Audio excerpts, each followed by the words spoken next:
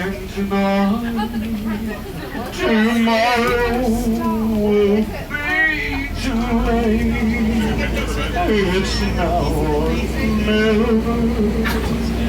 My vows can't wait. Oh dear. Why, thank you, Nelvis. I saw you looking down there. I do appreciate that very graphic and poetic description of your death. Well, thank you very much. Oh. Sometimes I wish you did die here in Savannah. I can still arrange that if you like. Well, thank you for that. I can provide nice porcelain throat. We've got to hurry up and get some of these kids back because they're starting to smell like peanut butter and banana. You know how I like that? Comes out smooth, I hear. It's just legend. If you want something that goes a little bit above the heads of children, I do have a certain bonus story if any of you would like to hear it. So story. Oh, thank you. Where was all that enthusiasm during the tour? Washed away with the rain, no doubt. But still, you see that building right there?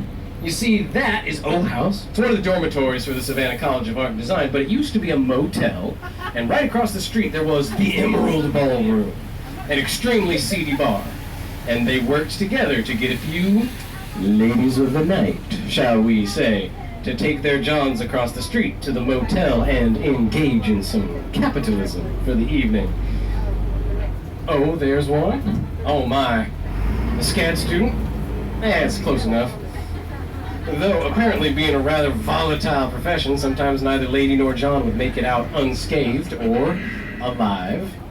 Apparently some of them are still there as ghosts. You can hear them in the middle of the night, conducting business. Just keep in mind, it's a college dormitory. Take it with a few truckloads of salt, if you would, please. Though, well, we don't need that kind of salt on this tour. I don't suppose we have any folks staying at the Marshall House tonight, do we? Have any of you folks ever stayed at the Marshall House? You have? My goodness, you have! When was the last time you were in Savannah? Was it this millennia? I see. Oh, I see. I understand. That's all right. I was just curious if you were here before 1999. You see, the Marshall House used to be a hospital during the time of the Civil War. And, well, as I told you, typical remedy for a gunshot wound, amputation.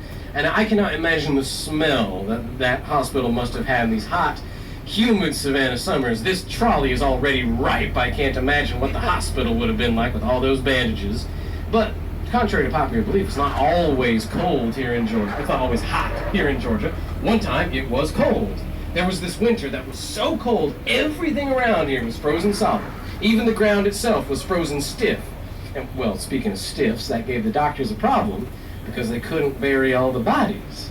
And so one of them got the fine idea of putting all the corpses underneath the floor of the hospital. And then they did it with a promise that once the war was over, they'd remove them. However, the war was over, and they never got around to removing them. And then it became the hotel, and it wasn't until 1999 where they were renovating the floor, and they thought they had a serial killer on their hands. What else would you think? A bunch of severed legs, arms, and feet, and corpses underneath the I apologize, temporary aphasia. All those dead folks underneath the floorboards of the hospital and hotel. And there was police tape all up and down Broughton Street. It wasn't until the carbon dating came back when they realized what had happened. But that just goes to show that we are still finding corpses all around here. In fact, some folks say, or rather, they don't believe me when I say that there's corpses everywhere underneath this town. And so to those of you rather with more skeptically minded nature, I would like to say, first of all, what are you doing on a ghost tour? And second of all, any of y'all folks remember Hurricane Matthew? Oh yeah, Hurricane Matthew stormed through here and it tore up a large number of trees, and originally the city of Savannah was just going to chop them up, remove them quick as you please, but then tape sprung up around them and they couldn't remove the trees because in the upturned roots they found bones. There were trees just like these all around here in the median, scattered around town. See, Elvis is nodding, he knows what I'm talking about. And so just that goes to show, we still are finding folks. Though, do we have any folks staying on the third floor or above of your respective hotels? Yes? Congratulations, you're safe. The rest of you, my condolences.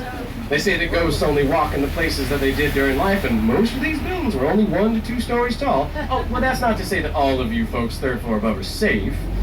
You just might be haunted by a contemporary ghost. Maybe haunted by a tourist. That's not a fate I'd wish on anyone.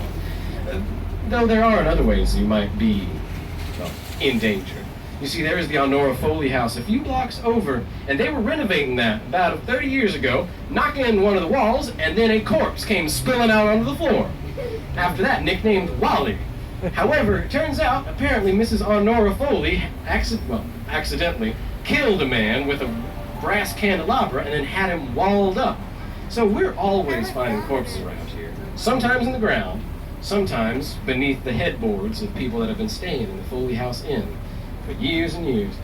Though, folks, unfortunately, this is the part of the tour where I come to you hat, or rather, treasure chest in hand. As you see, tips are never required. Gratuity is always appreciated, though, and believe me, without you folks, Savannah is dead, and that is not a ghost story that I want to tell. And so, for you folks that came here on that shuttle bus or that parked here, this is your stop.